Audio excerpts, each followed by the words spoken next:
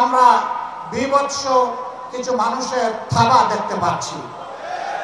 আমার মায়ের ইজ্জতের উপরে আমি এই থাবা দেখছি, মানুষের জীবনের উপরে এই থাবা দেখছি, জনগণের সম্পদের উপরে এই থাবা দেখছি।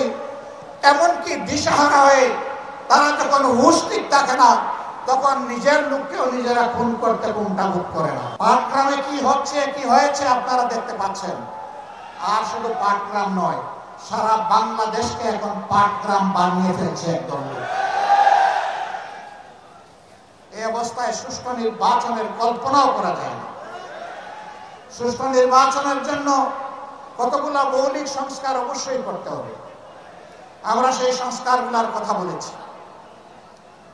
আমরা ওই সংস্কারও আদায় করে ছাড়ব এবং সুষ্ঠু নির্বাচনও আমরা ইনশাআল্লাহ আদায় করে ছাড়ব। কার্যত দুপুর 2টা থেকেই এই আয়োজন চলছে।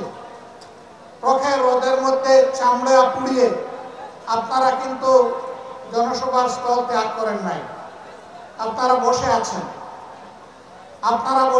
আমি বিশ্বাস করি আজকে আপনারা এসেছিলেন আমাকে দেখার জন্য নয়, আপনারা এসেছিলেন একজন জীবন্ত শহীদকে দেখার জন্য।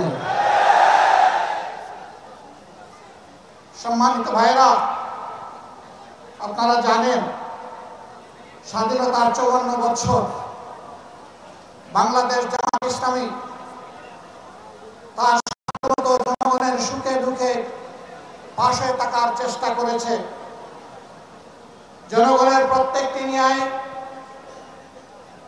অনুগত দাবি আদায়ের জন্য সমান তালে ঘরে বাইরে লড়াই করেছে। এদেশের জনগণের ভোটের অধিকার নিশ্চিত করার জন্য কারো মাথায় যে প্রস্তাবনা আসে নাই, জামাতে ইসলামীর তৎকালীন আমির জনাব অধ্যাপক গোলাম আজম রাহিমাহুল্লাহ সর্বপ্রথম এই জাতির সামনে কেয়ারটেকার সরকারের প্রস্তাবনা উপস্থাপন করেছে, যার ভিত্তিতে 91 সালে ওই কায়দায় একটা নির্বাচন হয়েছিল। পরপর আরো 2-3টি নির্বাচন হয়েছে। তারপর থেকে সেই কেয়ারটেকার সরকারকে খেয়ে ফেলা হয়েছে। সম্মানিত বন্ধুগণ, 15.5 বছর আমাদের অবস্থা আপনারা জানেন। আমাদের অনেক নেতৃবৃন্দকে খুন করা হয়েছে। দুইজন আমির, 2জন নায়েবে আমির, 2জন অ্যাসিস্ট্যান্ট সেক্রেটারি জেনারেল, 1জন নির্বাহী পরিষদ সদস্য, এরকম করে একেবারেই মাথা থেকে শুরু করে 11 জন নেতাকে আমাদের বুক থেকে ছিনিয়ে নেওয়া হয়েছে। আজকে জীবন্ত যে শহীদ আপনাদের সামনে দাঁড়িয়ে তার জীবনকে মহান আল্লাহর জন্য ওয়াকফ করে দিলেন এবং বাংলাদেশের জনগণের জন্য কাজ করার যে আকাঙ্ক্ষা ব্যক্ত করলেন, আমাদের ওই সমস্ত নেতৃবৃন্দ বেঁচে থাকলেও বাংলার প্রতিটি প্রান্তরে ঘুরে ঘুরে আজকের এই হতাশাগ্রস্ত জাতিকে তারা আশা জাগা নিয়ে কথা বলতেন। তারা জাতিকে নতুন করে পথ দেখাতেন। এই অন্ধকার থেকে বের হয়ে আসার উপায় কি? 15.5 বছর আমাদের সাথে যা করা হয়েছে সব আপনারা জানেন। আমি এই চর্বনে যাচ্ছি না।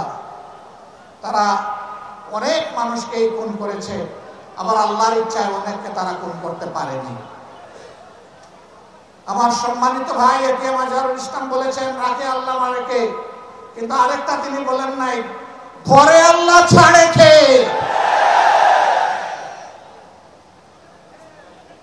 আল্লাহ তাআলা সহজে ধরেন না, কিন্তু ধরা খাইলে তার চঙ্গল থেকে কেউ বাঁচে না।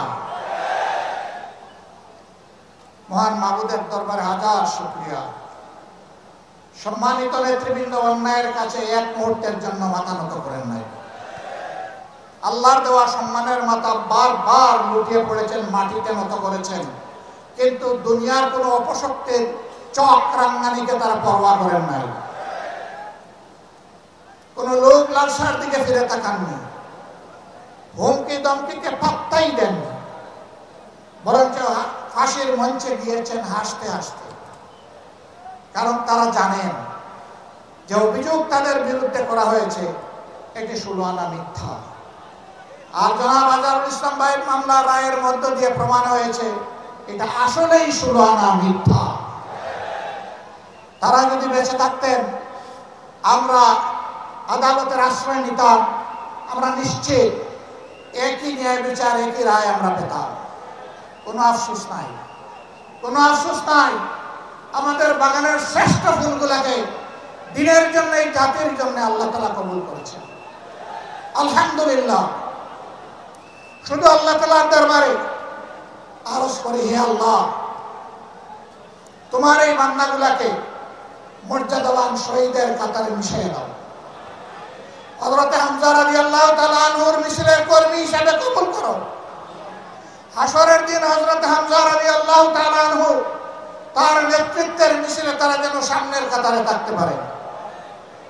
আমার সম্মানিত ভাইরা, তারা জীবন দিয়ে শিখিয়ে গেছেন দেশকে ভালোবাসলে, মানুষকে ভালোবাসলে, আল্লাহকে ভালোবাসলে আর কাউকে ভয় করতে নাই। সুতরাং জীবন দেওয়ার জন্য প্রস্তুত হও, লড়াই চালিয়ে যাও। মানবতার মুক্তি নিশ্চিত না পর্যন্ত তোমাদের লড়াই যেন অব্যাহত থাকে। আমাদের রেখে যাওয়া এই কাজের জন্য তোমরাই পূর্ণতা বিধান করতে পারো। মহান আল্লাহর দরবারে সেই দোয়া করছি। আফসোসের বিষয় এই যে আবু সাইদদের শাহাদতের জীবন বাজি রাখা লড়াই এবং জীবন উৎসর্গ করার বিনিময়ে আজকে বাংলাদেশের মানুষ আমরা যারা মুক্তি পেলাম, তারা কেন ধৈর্য ধরতে পারছি না কেন? চতুর্দিকে পত্রিকার পাতা খুললে, স্যাটেলাইট মিডিয়ার সামনে দাঁড়ালে, বসলে আজকে বাংলাদেশের কোনো না কোনো এলাকায় আমরা বিভৎস কিছু মানুষের থাবা দেখতে পাচ্ছি। আমার মায়ের ইজ্জতের উপরে আমি এই থাবা দেখছি, মানুষের জীবনের উপরে এই থাবা দেখছি, জনগণের সম্পদের উপরে এই থাবা দেখছি। এমনকি দিশাহারা হয়ে তারা যখন হুঁশ ঠিক থাকে না, তখন নিজের লোককেও নিজেরা খুন করতে কুণ্ঠাবোধ করে না। কেন রে ভাই তোমাদের এই অবস্থা? যদি এই 24-এর পরিবর্তন না হতো, তোমরাও কি এইভাবে মুক্ত বাতাসে আল্লাহর দেওয়া আসমানের নিচে চলাফেরা করতে পারতা? নিশ্চয়ই পারত না। আমরা বিশ্বাস করি এই পরিবর্তনে আন্দোলনে সকল বিরোধী দলেরই সীমাহীন ত্যাগ এবং কুরবানি জড়িত রয়েছে। সবার উপর অত্যাচার করা হয়েছে, আলিম উলামাকে খুন করা হয়েছে, গুম করা হয়েছে, মানুষকে পদে পদে অপদস্থ করা হয়েছে। শেষবার যখন আমাকে গ্রেফতার করা হয়েছিল, তখন বেশ কিছু আলিম উলামার সাথে জেলে, চলন্ত প্রিজন ভ্যানে এবং আদালতের কাস্টডিতে তাদের সাথে আমার দেখা হতো। বয়োবৃদ্ধ আলিম, তাদের হাতে ছিল হাত কড়া পরানো, পায়ে ছিল লোহার বেড়ি। আপনারা দেখেছেন যে জীবন্ত শহীদ আজকে এখানে দাঁড়ালেন, তার মতো একজন সম্মানিত দায়িত্বশীল নেতার পায়েও তারা বেড়ি পরাতে কুণ্ঠাবোধ করে না।